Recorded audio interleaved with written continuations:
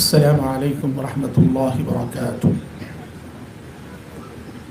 الحمد للہ رب العالمین والصلاة والسلام على اشرف الانبیاء والمرسلین وعلى آلہ واصحابہ اجمعین وعلى من تبعهم بإحسان الى يوم الدین، اما بعد۔ اعوذ باللہ السمیع العلیم من الشیطان الرجیم من همزه ونفخه ونفسه ومن أحسن قولا ممن دعا إلى الله وعمل صالحا وقال إنني من المسلمين۔ اسٹیج پر موجود تمام ہی معزز علماء، صوبائی جمعیت الحدیث کرناٹکا و گوا کے ناظم اعلیٰ جناب اسلم خان صاحب، مدرسہ دارالحدیث عربیہ سلفیہ سرسی کا محترم مینجمنٹ، معزز شرکاء اجلاس اور پردہ نشین خواتین اسلام، آج کا ہمارا یہ جلسہ جس حسین مناسبت سے منعقد کیا گیا ہے وہ آپ سب بار بار سن رہے ہیں کہ آپ کے اپنے اس علاقے اور اپنے اس شہر میں 100 سال پہلے جو ادارہ دارالحدیث کے نام سے قائم کیا گیا تھا، اس ادارے نے اپنے تعلیمی اور دعوتی سفر کی پوری 1 صدی مکمل کر لی ہے، اور اسی مناسبت سے آج کا یہ اجلاس منعقد کیا گیا ہے۔ میں اس موقع سے سب سے پہلے بانی مدرسہ کے حق میں اللہ سے دعا کرتا ہوں کہ 100 سال پہلے جس مؤسس، فاؤنڈر اور بانی نے اس مدرسے کا سنگ بنیاد رکھا، اس مدرسے کا افتتاح کیا، اللہ ان کی قبر کو نور سے بھر دے، اور پھر گزشتہ 100 سالوں میں جن جن احباب نے، وہ مرد حضرات ہوں کہ خواتین ہوں، اس مدرسے کے لیے اپنی خدمات پیش کی ہو، اپنا پیسہ لگایا ہو، اپنا وقت لگایا ہو، اپنی زندگی لگائی ہو، ان سب کے حق میں ہم دعا کرتے ہیں کہ اللہ ان سب کی خدمات کو قبول فرمائے، اللہم آمین۔ اور پھر تیسرے نمبر پہ جو حالیہ مینجمنٹ ہے اس ادارے کا، ان کے حق میں ہم دعا کرتے ہیں کہ اللہ ان کو مزید توفیق سے نوازے تاکہ وہ اس ادارے کو اور اس مدرسے کو ترقی کی بلندیوں تک لے جا سکے، اللہم آمین۔ حضرات یاد رکھیے، بنیادی طور پر کوئی بھی ادارہ، کوئی بھی تنظیم، کوئی بھی جماعت، کوئی بھی جمعیت، کوئی بھی مسجد، کوئی بھی مدرسہ 2 شرائط کے بغیر ترقی نہیں کر سکتا۔ مدرسہ وہی ترقی کرتا ہے، ادارہ وہی ترقی کرتا ہے، اسی ادارے کی قسمت میں عروج اور ترقی ہوتی ہے جس ادارے کے بانیان مخلص ہوتے ہیں۔ مخلص ہونے کا مطلب کیا ہے؟ کہ یعنی خدمت گزار اور ذمہ دار ایسے ہوں جو نام اور شہرت کے لیے نہ مرتے ہوں، انہیں کام سے غرض ہو، ہمارا نام ہو کہ نہ ہو، نام آئے کہ نہ آئے، کام ہونا چاہیے، خدمت ہونی چاہیے، تبلیغ ہونی چاہیے۔ جن خادموں میں یہ سوچ ہوتی ہے، یہ اخلاص ہوتی ہے، اللہ رب العزت ایسے اداروں کو ترقی عطا کرتا۔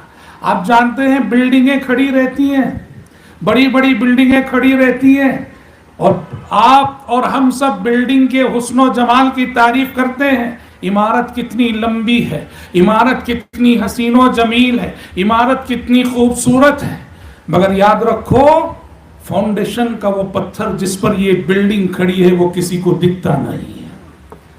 بنیاد کا وہ پتھر جو زمین میں ہوتا ہے، فاؤنڈیشن کا وہ پتھر جس پر کہ یہ عمارت کھڑی ہے، کہ اگر وہ پتھر نہ ہوتا تو یہ عمارت نہ کھڑی رہ سکتی تھی، وہ پتھر کسی کو دکھتا نہیں ہے۔ اداروں، مدرسوں کے مخلص خادموں کی مثال بھی ایسی ہی ہوتی ہے، ان کی زندگیاں اس کے پیچھے لگتی ہیں، ان کی محنت اس کے پیچھے لگتی ہے، ان کی دولت اس کے پیچھے لگتی ہے، پر کبھی وہ دکھتے نہیں ہیں۔ بنیادی شرط اخلاص، اور دوسری چیز ہے اخلاص کے ساتھ ساتھ قربانی کا جذبہ۔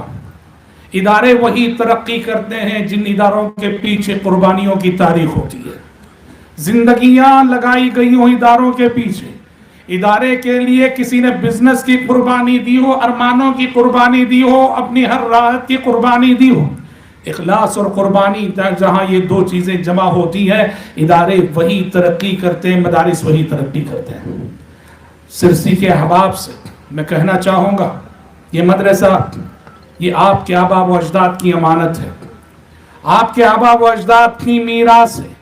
اس مدرسے کو سنبھالنا اور ترقی کی راہ پہ لے کے جانا سرسی کے ایک ایک فرد کی ذمہ داری ہے. آپ کے اندرونی مسائل کچھ بھی ہوں، آپ سرسی کے باشندے ہیں، جماعت سرسی کی جماعت سے آپ کا تعلق ہے، آپ میں سے ایک ایک فرد کو یہ شعور ہونا چاہیے یہ ہمارا مدرسہ ہے، ہمارے آبا و اجداد کی میراث ہے، ہمارے آبا و اجداد کی امانت ہے، جسے سنبھال کر اچھی حالت میں آنے والی نسلوں تک منتقل کرنا آپ سب کی ذمہ داری ہے. اور ایسی ذمہ داری ہے کہ اگر اس میں کوتاہی ہوئی تو پھر آپ سب کو اللہ کے سامنے جواب دہ ہونا پڑے گا. ہم دعا کرتے ہیں کہ جس طرح ایک صدی اس ادارے کی مکمل ہوئی ہے، اللہ رب العزت اب اس ادارے کا جو بھی مستقبل ہے، اللہ اس مستقبل کو روشن سے روشن تر بنائے.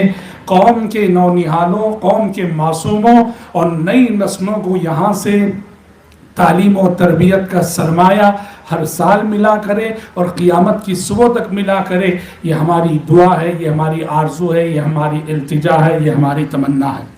حضرات، اب میں اس تمہید کے بعد اپنے موضوع پر آتا ہوں. میں آج کے خطاب میں اپنی گفتگو اس نقطے سے شروع کرنا چاہوں گا کہ بھائیوں، ہم اور آپ جنہیں زندگی کی یہ نعمت ملی ہے، میری اور آپ کی زندگی کا مقصد کیا ہے اور کیا ہونا چاہیے؟ اگر اسے مختصر الفاظ میں کہیں تو جو عہد الست اس دنیا میں آنے سے پہلے اللہ رب العزت سے ہم سب کر آئے ہیں، اللہ سے کیے ہوئے اس وعدے اور اس عہد و پیمان کو نبھانا یہ ہماری زندگی کا سب سے بڑا ہدف ہے. آپ جانتے ہیں پیارے نبی صلی اللہ علیہ وسلم نے حدیث میں فرمایا ہے کہ اللہ رب العزت نے آدم علیہ السلام کو اس زمین پر اتارنے سے پہلے عالم ارواح میں آدم کی ذریت، آدم کی پیٹھ سے ان کی ذریت کو نکالا. روحوں سے اللہ تعالیٰ مخاطب ہوا. قیامت کی صبح تک آنے والی آدم کی اولاد تھی، ان کی روحیں تھی. اللہ مخاطب ہوا، اللہ نے ان سے ایک وعدہ لیا. اس وعدے کو 90 پارے سورۃ الاعراف میں ذکر کیا گیا ہے. اللہ نے کہا الست بربکم، بتاؤ میں تمہارا رب ہوں کہ نہیں؟ زمین میں جاؤ گے تو کس کی عبادت کرو گے، کس کی بندگی کرو گے؟ آدم کی ساری ذریت نے عالم ارواح میں اللہ سے وعدہ کیا، پروردگارا تو ہی ہمارا رب ہے، تو ہی ہمارا خالق ہے، تو ہی ہمارا مالک ہے، تو ہی ہمارا معبود ہے. زمین پہ جائیں گے ہم صرف اور صرف تیری عبادت کریں گے. اس وعدے پر، اس عہد و پیمان پر اللہ رب العزت نے زمین و آسمان کو گواہ بنایا. اے آسمان گواہ رہ کہ آج ابن آدم مجھ سے وعدہ کر رہا ہے، اے زمین گواہ رہ کہ آج آدم کی اولاد مجھ سے وعدہ کر رہی ہے، مجھ سے عہد و پیمان کر رہی ہے کہ وہ جب زمین پہ جائے گی تو صرف اور صرف میری عبادت کرے گی. حضرات، اس زندگی میں ہمیں جو دنیا میں آئے اور زندگی ملی ہے، میری اور آپ کی اور ہر انسان کی زندگی کا مقصد اسی عہد و پیمان کی تکمیل ہے. اور یہی وجہ ہے کہ ہم دن میں 5 وقت ہر نماز میں، نماز کی ہر رکعت میں اس عہد و پیمان کی تجدید کرتے ہوئے اللہ رب العزت سے وعدہ کرتے ہیں ایاک نعبد و ایاک نستعین، ایاک نعبد و ایاک نستعین، پروردگارہ ہم تیری ہی عبادت کرتے ہیں، و ایاک نستعین، اور اس راستے میں تجھی سے مدد مانگتے ہیں. زمین پر بھیجنے سے پہلے عالم ارواح میں ہم سے جو وعدہ لیا گیا، نماز کی ہر رکعت میں ہم وعدہ کرتے ہوئے اس عہد و پیمان کی تجدید کرتے ہیں کہ ایاک نعبد و ایاک نستعین. اور ایک طرف ابلیس لعین ہے، شیطان مردود ہے، ابلیس کی ذریت ہے، شیطان اور اس کے لشکر ہیں. ابلیس اور اس کی فوج ہے جو ہم سے اور آپ سے اس عہد و پیمان کو بھلانے میں لگی ہے. اور افسوس کہ انسانوں کی میجورٹی اور اکثریت ابلیس کے اس فتنے میں مبتلا ہو کر ہر دور اور ہر زمانے میں اس وعدے کو بھلایا ہے، اور بہت تھوڑے ہیں جنہوں نے اس وعدے کو یاد رکھا. ابلیس کی ان کوششوں کے نتیجے میں انسانی آبادی کل 2 حصوں میں بڑھ گئی. 2 حصوں میں بڑھ گئی. پہلا حصہ وہ لوگ جو اس دنیا میں آنے کے بعد اس عہد و پیمان کو نبھاتے ہیں، اس وعدے کو یاد رکھتے ہیں. یہ کون ہیں؟ یہ انبیاء ہیں، یہ اولیاء ہیں، یہ اتقیاء ہیں، یہ صلحاء ہیں، یہ عباد ہیں، یہ زہاد ہیں، یہ متقی ہیں، یہ مومن ہیں، یہ موحد ہیں، کہ جو اللہ سے کیے ہوئے عہد و پیمان کو اس زمین پر نبھا کے چل رہے ہیں اور اسی کو اپنا مقصد زندگی، مقصد حیات بنایا ہے. اور دوسری طرف انسانوں کی میجورٹی ہے، دوسرا طبقہ ہے جس نے اس وعدے کو بھلایا، اس عہد و پیمان کو فراموش کیا. یہ کون لوگ ہیں؟ یہ کافر ہیں، یہ مشرک ہیں، یہ منافق ہیں، یہ فاسق ہیں، یہ فاجر ہیں، یہ عاصی ہیں، یہ خاطی ہیں، یہ گنہگار ہیں، یہ سیاہکار ہیں، یہ جفاکار ہیں، جنہوں نے اللہ سے کیے ہوئے اس عہد و پیمان کو بھلایا. اللہ سے کیے ہوئے عہد و پیمان کو لے کر ہمیشہ سے انسانی آبادی ان 2 حصوں میں بٹی ہے. اور حضرات، مجھے، آپ کو، ہم سب کو اس نعمت پہ اللہ کا شکر ادا کرنا چاہیے. ہمارے گنہگار ہونے کے باوجود شکر ہے رب العالمین کا کہ جس نے کہ ہمارا اور آپ کا شمار اس طبقے میں فرمایا ہے جس طبقے کو کہیں نہ کہیں یہ عہد و پیمان یاد ہے، اور ہم مانتے ہیں کہ زندگی دی گئی ہے اللہ سے کیے ہوئے اس عہد و پیمان کو نبھانے کے لیے.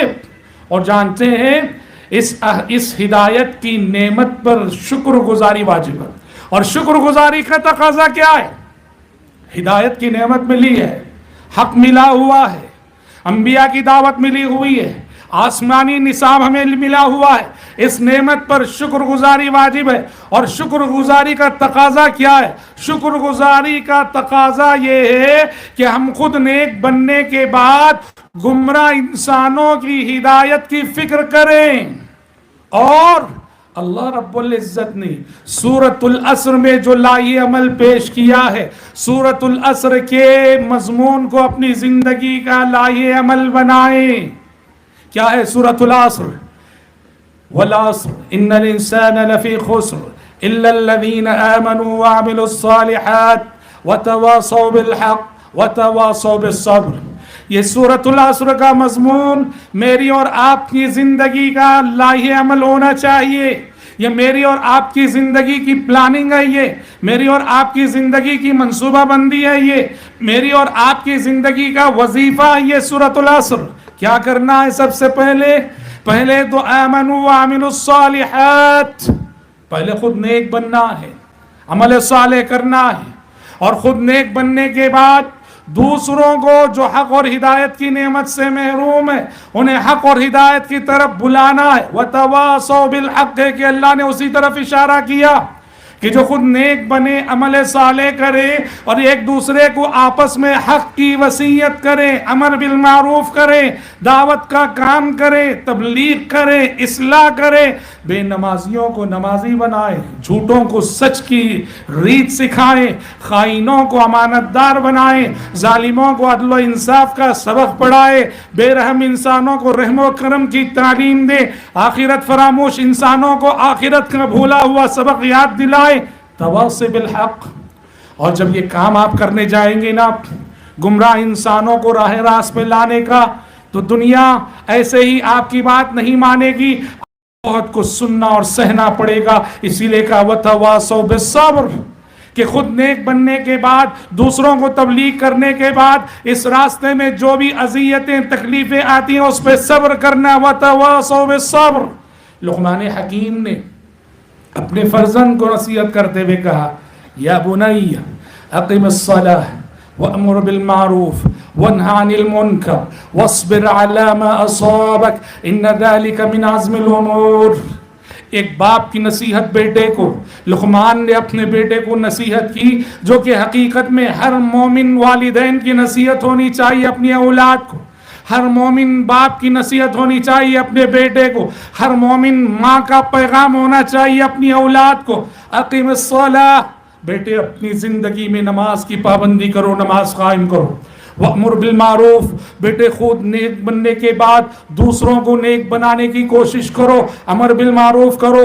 وَانْهَىٰ عَنِ الْمُنْكَرِ، صرف بھلائی کا حکم دینا ہی نہیں، برائی سے روکنا بھی ہے.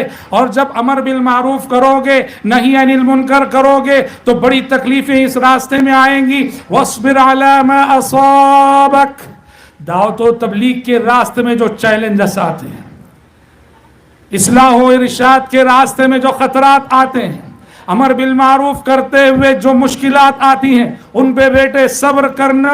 ان ذلک من عزم الامور، اس لیے کہ یہ اولو العزم پیغمبروں کی روایت اور اولو العزم پیغمبروں کا راستہ ہے. یہ خود نیک بننے کے بعد دوسروں کو نیک بنانے کی کوشش کرنا اور اس راستے میں ہر قسم کی تکلیف اذیت کو جھیلنا، صبر کرنا، برداشت کرنا، یہ انبیاء کا راستہ ہے، یہ انبیاء کا مشن ہے. اور محترم بھائیو، آپ کو میں بتاؤں، ذرا آپ اس راستے پہ چل کے دیکھو. واللہ العظیم، بندگی کو اپنی زندگی کا مقصد بناؤ، لوگوں کے نفع پہنچانے کو، لوگوں کی ہدایت کو اپنی زندگی کا مشن بناؤ، اپنی زندگی کا اعلیٰ سے اعلیٰ ہدف انسانیت کی بھلائی کو بناؤ. اور دیکھو آپ کی زندگی میں قدم قدم پہ اللہ کی نصرت، اللہ کی مدد، اللہ کی تائید کیسے شامل حال رہتی ہے. واللہ العظیم، دعوت و تبلیغ کا راستہ، اصلاح و ارشاد کا راستہ، امر بالمعروف کا راستہ، نہی عن المنکر کا راستہ، تعلیم و تدریس کا راستہ، واعظ و نصیحت کا راستہ، خدمت انسانیت کا راستہ، یہ اتنا مبارک راستہ ہے کہ جو اس راستے پر چلے گا وہ اس راستے میں قدم قدم پر اللہ رب العزت کی غیبی مدد خود بخود محسوس کرے گا. آپ حضرات صحابہ کرام رضوان اللہ مجمعین کی زندگیاں پڑھیے. صحابہ جو نبی پہ ایمان لاتے تھے، نبی پہ ایمان لانے کے بعد داعی اور مبلغ بن کر لوٹتے تھے. اللہ اکبر، خالی سیرت کی کتابیں پڑھیے، عہد نبوت کے واقعات، ایک ایک صحابی کے ساتھ کیسے کیسے غیر معمولی واقعات پیش آتے تھے جب وہ داعی بن کر جاتے تھے، مبلغ بن کر جاتے تھے اور اصلاح و ارشاد کا فریضہ انجام دیتے تھے. ایک تھے صحابی ابو امامہ الباہلی رضی اللہ عنہ. ابو امامہ الباہلی مشہور صحابی ہیں. یہ جب ایمان لائے، پیارے نبی صلی اللہ علیہ وسلم نے انہیں ان کے قبیلے کی جانب داعی بنا کے بھیجا. ان کے قبیلے کا نام تھا باہلہ. آپ نے کہا ابو امامہ تم مسلمان ہو گئے ہو، مومن ہو گئے ہو، اب جاؤ اسلام کی اس امانت کو لے جاؤ اور اپنے قبیلے کے افراد تک اس امانت کو پہنچاؤ. ابو امامہ الباہلی رضی اللہ عنہ اسلام کی امانت کو لیے ہوئے اپنے قبیلے پہنچے.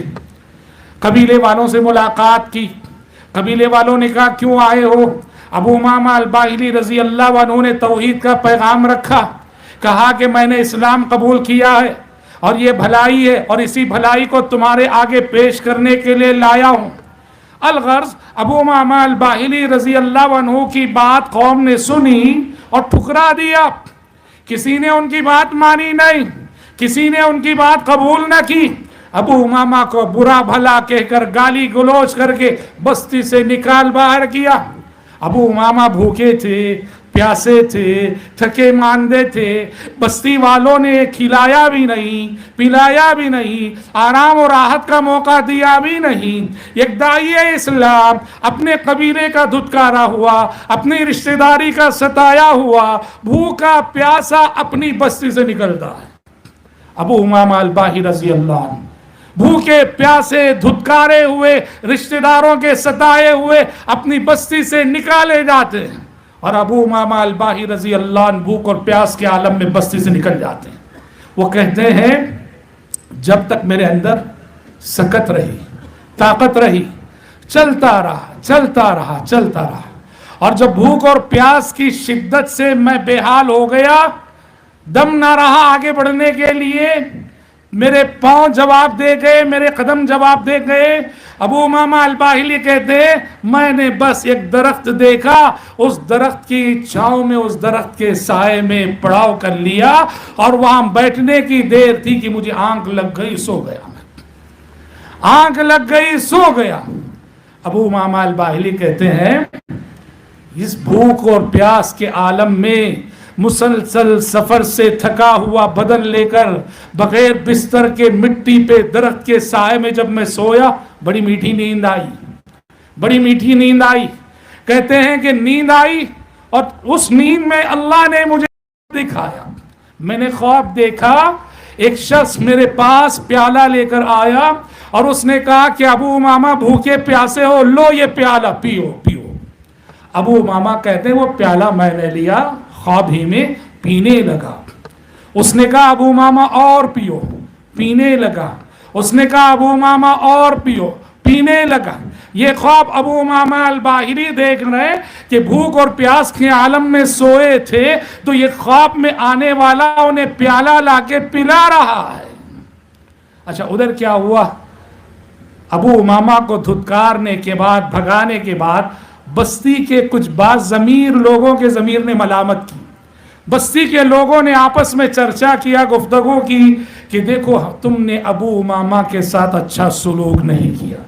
ٹھیک ہے اس کی بات نہیں ماننی تھی، نہیں ماننی تھی، پھر بھی وہ ہمارا رشتہ دار تھا، بھوکا تھا ہم نے کھلایا نہیں، پیاسا تھا ہم نے پلایا نہیں، تھکا ہوا تھا ہم نے سہارا دیا نہیں۔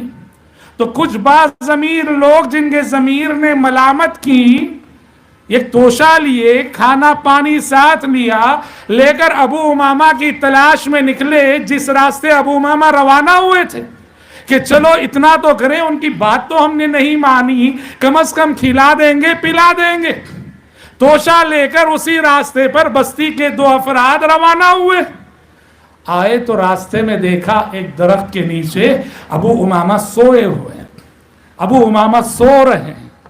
ان دونوں افراد نے ابو امامہ الباہلی رضی اللہ عنہ کو جگایا، جگا کے معافی مانگی کہ ٹھیک ہے ہم نے تمہاری بات نہیں مانی، پر ہم نے رشتہ داری کا بھی لحاظ نہیں رکھا، کھلایا بھی نہیں، پلایا بھی نہیں، ایسے ہی دھتکار کے بھیج دیا، معاف کرو، یہ لو یہ توشہ، کھانا پانی ہم لے کر آئے۔ حضرت ابو امامہ کہتے ہیں جب میں جاگا تو وہ جو خواب میں مجھے پلایا گیا تھا، اس پینے کے نتیجے میں میری بھوک پیاس سب ختم ہو چکی تھی، اور جب میں جاگا اور آنکھ کھلی تو ایسے لگا جیسے ابھی ابھی میں نے پیٹ بھر کے کھایا پیا ہوں۔ میں نے ان سے کہا تمہارا توشہ تمہیں مبارک، لے جاؤ، اطعمنی ربی وسقانی، میرے رب نے مجھے کھلا دیا، میرے رب نے مجھے پلا دیا، تمہاری مہربانیوں کی کوئی ضرورت نہیں، چلے جاؤ۔ حضرات ایک واقعہ، صحابہ کی زندگیوں کو پڑھو، دسیوں واقعات، سینکڑوں واقعات، نصرت الہی، مگر جانتے ہو یہ کس کے ساتھ ہوتا ہے؟ یہ ان لوگوں کے ساتھ ہوتا ہے جو آخرت کو مقصد بنا کر جیتے ہوں، جو بندگی کو زندگی کا مشن بناتے ہوں، جو انسانیت کی بھلائی کے لیے اس زمین پر جیتے ہوں، آخرت کو بھول کر جینے والے، وقت ملے فرصت ملے تو بندگی کو یاد کرنے والے، دنیا میں دنیا کے لیے جینے والے، جن کے لیے پیسہ ہی سب کچھ ہے، بلڈنگیں ہی سب کچھ ہے، بزنس ہی سب کچھ ہے، بچے ہی سب کچھ ہیں، دین ثانوی درجہ ہے، عقیدہ ثانوی درجہ ہے، دنیا، ایسے لوگوں کے ساتھ یہ نہیں ہوگا۔ واللہ العظیم دین کے راستے پر یقین و توکل کے ساتھ چل کر تو دیکھو کہ یہ راستہ جو بظاہر دیکھنے میں کانٹوں سے بھرا ہوا معلوم ہوتا ہے، اس راستے میں نصرت الہی، تائید الہی کے کتنے غیبی طریقے موجود ہیں۔ آج مجھے اپنے آپ سے پوچھنا ہے، اور آپ میں سے ہر شخص کو اپنے آپ سے پوچھنا ہے کہ ہم نے اللہ کے دین کے لیے کیا کیا ہے؟ اللہ نے جو ہدایت کی نعمت عطا کی، دین کی نعمت عطا کی، ہم نے دین کے لیے کیا کیا ہے؟ ہم نے انسانیت کے لیے کیا کیا ہے، ہم نے امت کے لیے کیا کیا ہے، ہم نے اپنے ملک کے لیے کیا کیا ہے، ہم نے اپنے سماج کے لیے کیا کیا ہے، ہم نے اپنی سوسائٹی کے لیے کیا کیا ہے۔ حضرات یہ سوال ہم میں سے ہر شخص اپنے آپ سے کرے، اور جن لوگوں کو توفیق الہی شامل حال ہو گئی اور جن لوگوں نے کیا، کرنے پر آئے تو جانتے ہیں کیا کیا کیا۔ اللہ اکبر۔ آج بھی اس زمین پر ایسے اللہ کے بندے موجود ہیں جنہوں نے خدمت دین اور خدمت انسانیت کو اپنی زندگی کا مشن بنایا، جنہوں نے خدمت دین اور خدمت انسانیت کو اپنی زندگی کا مشن جانا اور سمجھا، اور اللہ رب العزت نے ان سے وہ انقلابی کام لیا کہ آپ سن کر تصدیق نہیں کریں گے، شاید آپ کا من مانے گا نہیں۔ ایک مثال دیتا چلوں، اس دور کی ایک شخصیت جس نے دین کی خدمت اور انسانیت کی خدمت کو اپنی زندگی کا مشن بنایا، اور اللہ رب العزت نے ان سے حیرت انگیز کارنامے ان سے اللہ کے فضل سے انجام پائے۔ یہ کون ہے؟ کویت۔ آپ جانتے ہیں نا کویت کے ایک بہت بڑے ڈاکٹر تھے، پیشے سے ڈاکٹر تھے، ان کا نام تھا ڈاکٹر عبد الرحمن السمیت۔ یہ سنیے محترم بھائیو، اللہ نے دل مجھے بھی دیا ہے، آپ کو بھی دیا ہے، لیکن کیا ہمارے دل میں وہ درد ہے، وہ دھڑکنے ہیں، وہ غم ہے انسانیت کا، وہ درد ہے انسانیت کا جو ان جیسے خادمان دین اور خادمان انسانیت کے دلوں میں دکھنے میں آتا ہے؟ عبد الرحمن السمیت کویت کے جانے مانے ڈاکٹر تھے۔ اللہ نے ان کے دل میں تبلیغ کا غیر معمولی جذبہ ڈال دیا، انسانیت کی ہمدردی ڈال دی، بیواؤں، یتیموں، مسکینوں کا دکھ درد انہوں نے اپنے دل میں پالا۔ آپ جانتے ہیں کیا کیا اس اللہ کے بندے نے؟ کویت کی آرام دہ زندگی کو چھوڑ کر، کویت آپ جانتے ہیں دنیا کا سب سے خوشحال ملک، جس کی کرنسی سب سے زیادہ مضبوط، کویت کی اس عیش و آرام کی زندگی کو چھوڑ کر ڈاکٹر عبد الرحمن السمیت وتھ فیملی شفٹ ہو گئے۔ کہاں شفٹ ہوئے جانتے ہیں؟ افریقہ شفٹ ہوئے۔ وہ افریقی ممالک جو قحط زدہ تھے، جہاں لوگ بھوک سے مر رہے تھے، پیاس سے مر رہے تھے، اپنی آرام دہ زندگی کو قربان کر کے ڈاکٹر عبد الرحمن السمیت کویت سے افریقہ شفٹ ہو گئے۔ اور جانتے ہیں افریقہ میں انہوں نے کتنی مدت گزاری؟ تقریباً 30 سال گزارے۔ 30 سال گزارے۔ واللہ العظیم دنیا میں جتنا تھکو گے آپ آخرت میں اسی قدر آرام پاؤ گے۔ دنیا میں جتنا تھکو گے آپ آخرت میں اسی قدر آرام پاؤ گے، اور دنیا میں جتنا آرام کرو گے آخرت میں اسی قدر تھکنا پڑے گا، یاد رکھو۔ اس اللہ کے بندے نے کویت کے بنگلوں کی آرام دہ زندگی کو قربان کر کے افریقہ کی سکونت اختیار کی، جہاں فقر و فاقہ اور غربت کے سبب ہر دن سینکڑوں انسان مرتے تھے۔ 30 سال وہاں گزارے، اور میں آپ کو بتاؤں 30 سال کا رزلٹ کیا ہے؟ مجھے یقین ہے کہ آپ یقین نہیں کریں گے۔ میں بتاؤں تو اب مجھے یقین ہے کہ آپ یقین نہیں کریں گے۔ 30 سالہ زندگی جو افریقہ کے مختلف ممالک میں گھوم پھر کر انہوں نے گزاری، اس کا رزلٹ کیا ہے؟ اس کا پہلا رزلٹ یہ ہے، اللہ رب العزت نے ان کے ذریعے سے افریقہ کے 11 ملین باشندوں کو اسلام کی ہدایت عطا فرمائی۔ یقین آ رہا ہے آپ کو؟ 11 ملین لوگوں کو اللہ نے ان کے ذریعے سے قبول اسلام کی توفیق عطا کی۔ اللہ اکبر۔ ایک شخص کا ہدایت پا جانا، لَأَن يَهْدِيَ اللَّهُ بِكَ رَجُلًا وَاحِدًا خَيْرٌ لَكَ مِنْ حُمُرِ النَّعَمِ۔ پیارے نبی نے کہا تمہارے ذریعے سے ایک شخص ہدایت پا جائے اس زمین پر، کئی سرخ اونٹوں سے بہتر ہے۔ یہ کیسی سعادت مندی ہے، یہ کیسی خوش نصیبی ہے۔ اس بندے کے ذریعے سے 11 ملین لوگوں نے ہدایت پائی۔ مسجدیں جو انہوں نے بنائی، 5700 مسجدیں بنائی پورے افریقہ میں، کیونکہ کویت کے مالداروں نے ان کے لیے اپنے خزانے کھول دیے، ان کی خدمات کو جانا، دیکھا، پرکھا۔ کویت کے امیروں نے اپنے خزانے کھول دیے، اور اس مال کو لے کر افریقہ میں 5700 مسجدیں بنائی اور کنویں کھدوائے. پانی کی قلت کتنے کنویں کھدوائے؟ 9500 کنویں کھدوائے پیاسی انسانیت کے. 9500 کنویں. اور یتیموں کی کفالت کی ان کی تعداد کتنی؟ 15000 یتیم بچوں کی کفالت کی. یہ ایک شخص حضرات، ایک شخص جس نے خدمت دین کو زندگی کا مشن بنایا، انسانیت کی خدمت کو زندگی کا مشن بنایا، ہیومینٹی، بھوکوں کو کھلانا، پیاسوں کو پلانا، برہنہ لوگوں کو پہنانا، مصیبت زدہ انسانوں کا دست و بازو بننا، یہ مقصد زندگی کو لے کر چلے تو اللہ اکبر، رب العزت نے یہ انقلابی کام اس ایک بندے سے لیا ہے.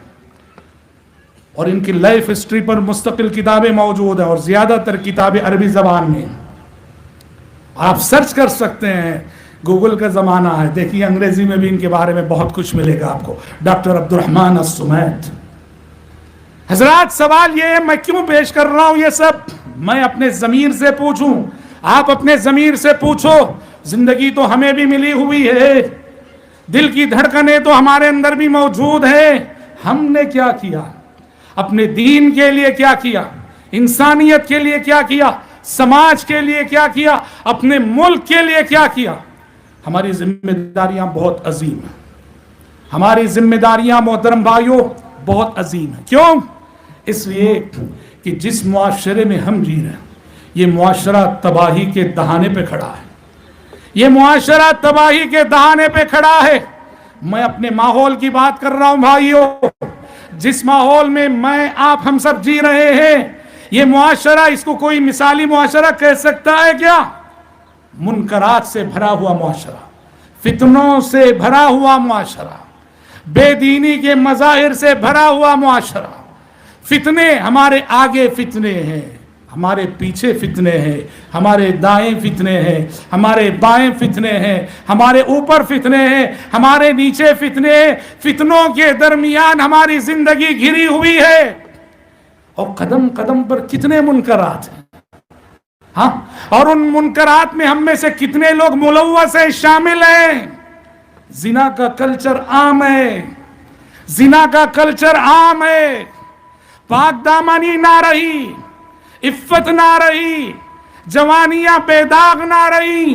ہمارا نیو جنریشن کالجوں میں جا کر اسکول اور کالج کا سلیبس پڑھے نہ پڑھے، عشق اور محبت کی کہانیاں ضرور پڑھ کے آ رہا ہے، اور عشق و محبت کی کہانیاں ضرور رقم کر رہا ہے ہمارا طبقہ.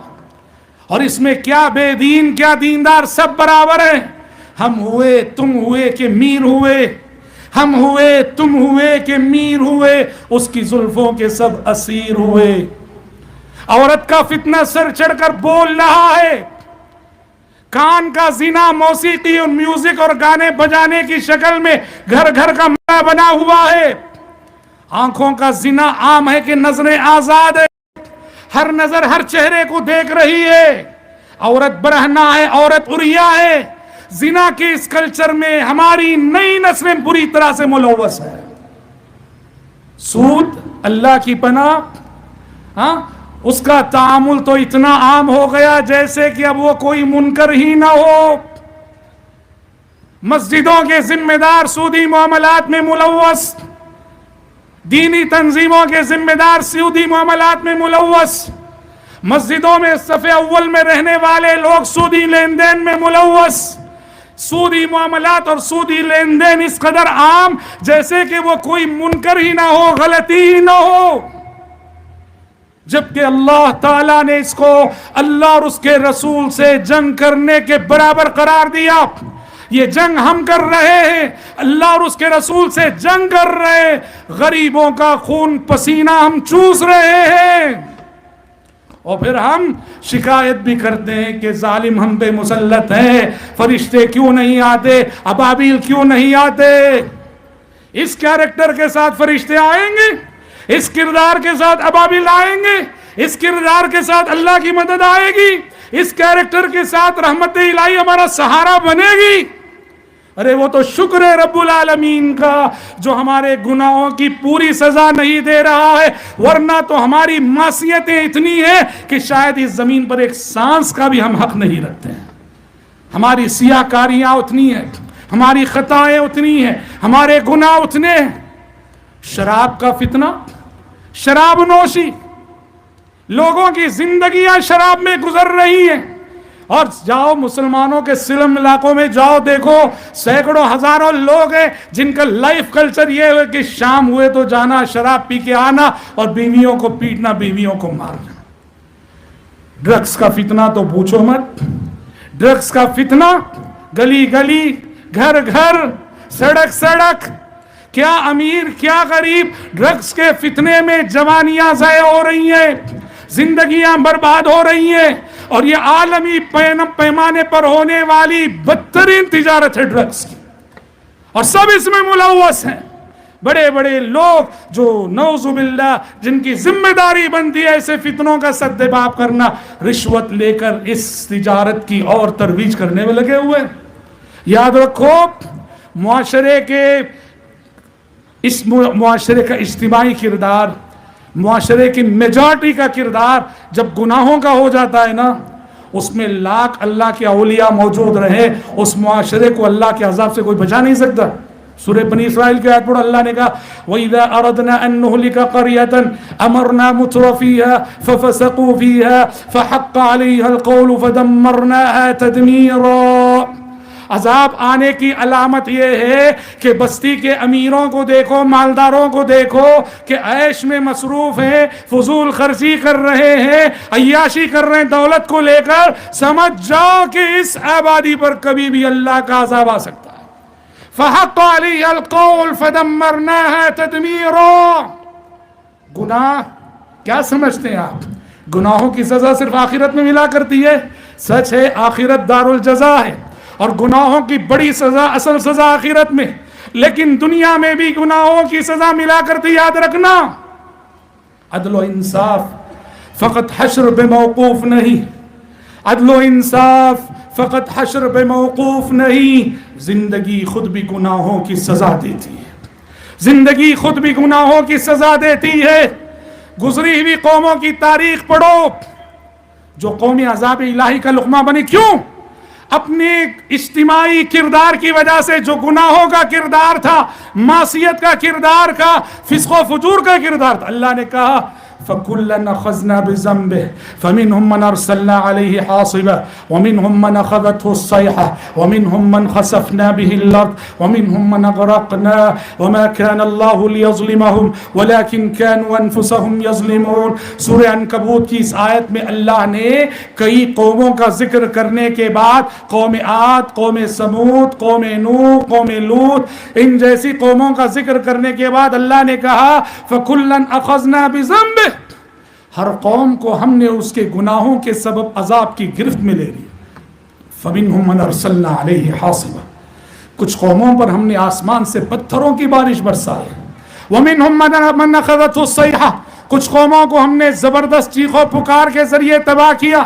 وَمِنْهُمْ مَنْ خَسَفْنَا بِهِ الْأَرْضَ، کچھ قوموں کو ہم نے زلزلوں کے ذریعے سے تباہ کیا۔ وَمِنْهُمْ مَنْ أَغْرَقْنَا، کچھ قوموں کو ہم نے سیلاب میں ڈبو کر پانی میں غرق کر کے تباہ کیا۔ وَمَا كَانَ اللَّهُ لِيَظْلِمَهُمْ، اللہ نے انہیں عذاب دے کے ان پہ ظلم نہیں کیا، وَلَكِنْ كَانُوا أَنفُسَهُمْ يَظْلِمُونَ، یہ قومیں خود گناہوں کا اجتماعی کردار رکھ کر عذاب الہی کو دعوت دے کر انہوں نے اپنے آپ پہ ظلم کیا۔ اس لیے بھائیو، رجوع اللہ کی ضرورت ہے، توبہ نصوح کی ضرورت ہے، اجتماعی توبہ کی ضرورت ہے، اجتماعی کردار کو سنبھالنے کی ضرورت ہے، اللہ کی طرف اور دین کی طرف لوٹنے کی ضرورت ہے۔ ہمارے نوجوان دین کی طرف لوٹیں، ہمارے مرد دین کی طرف لوٹیں، ہماری عورتیں دین کی طرف لوٹیں، دین کو مقصد زندگی اور مقصد حیات بنائے، تبھی چل کر یہ تاریک ایام، یہ تاریک حالات جن سے ہم گزر رہے ہیں، جن کا شکوہ آج آپ ہر تقریر میں سنتے ہیں، حالات کا شکوہ، حالات کی اس تنگنائی سے ہماری توبہ ہی ہمیں نکال سکتی ہے، دین سے ہماری محبت ہی نکال سکتی ہے، ہمارا تقوی اور ہمارا تعلق باللہ ہی نکال سکتا ہے، ورنہ یہی غفلت اگر جاری رہی تو پھر اور برے دن آنے والے ہیں۔ اور میں چونکہ میرا وقت ختم ہو رہا ہے، گفتگو کے اختتام پر آپ سرسی کے احباب سے ایک بات کہنا چاہوں گا کہ آپ سرسی کے احباب، آپ کا یہ گاؤں، آپ کا یہ شہر، آپ کی جماعت، ایک حیثیت سے بڑی خوش نصیب ہے. اور خوش نصیبی کیا ہے؟ آپ کے پاس آپ کی بستی میں علماء کی بہت بڑی تعداد موجود ہے. بھائیوں، یہ اتنی بڑی نعمت ہے کہ آپ کو اس نعمت کا احساس شاید نہیں ہے. کسی بستی میں اتنی بڑی تعداد میں علماء کا جمع ہو جانا. ان علماء کی قدر کرو، ان علماء سے کام لو. اور آپ عالم کو فرشتہ مت سمجھو، فرشتہ مت سمجھو. عالم بشر ہے، عالم انسان ہے، اس کے اندر کہیں کوئی کمی رہے گی، عالم کو کمی کے ساتھ قبول کرو. ہاں، علماء سے میں یہ بھی کہنا ضرور چاہوں گا کہ عالم بشر ہے، کوتاہیاں رہیں گی، لیکن ان کوتاہیوں کے باوجود عالم کو اخلاق و کردار میں بستی کے اچھے انسانوں میں تو کم از کم ہونا چاہیے. بالکل، واللہ العظیم آپ ان علماء کی عزت کرو گے، قدر کرو گے، آپ کی بستی کا دینی مستقبل، تعلیمی مستقبل، ایجوکیشن کے ناحیے سے، تعلیم کے ناحیے سے، اور آپ کی نئی نسلوں کے روشن فیوچر کے ناحیے سے بہت ہی روشن نظر آتا ہے. مگر شیطان نے آپ کو ناقدری میں مبتلا کر رکھا ہے، ناقدری میں مبتلا کر رکھا ہے. میں اپنے علماء بھائیوں سے بھی درخواست کرتا ہوں کہ آپ بھی اپنی زندگیاں پیش کیجئے، اپنی صلاحیتیں پیش کیجئے، قوم کی جانب سے ہونے والی خطاؤں کو معاف کیجئے، درگزر کیجئے، آگے بڑھیے. اور آپ سے درخواست کرنا چاہتا ہوں کہ علماء کو کام کرنے کا موقع دو، علماء کی سرپرستی کو قبول کرو. آپ نے بڑے بڑے تاجر موجود ہیں، واللہ العظیم آپ کا مال اور ان کا علم، مال اور علم یہ دونوں جمع ہو جائے انقلاب آ جاتا ہے. اور آپ کے پاس وہ اسباب موجود ہیں مگر انقلاب نہیں دکھ رہا. اس لیے میں یہ خاص طور پر یہ پیغام دینا چاہوں گا، دارالحدیث جیسے مدرسے جو آج صدی مکمل کر رہا ہے، لیکن آپ جانتے ہیں کہ اس کی حالت اتنی بہتر نہیں ہے. سمجھ رہے ہیں آپ؟ مجھ سے بہتر آپ جانتے ہیں.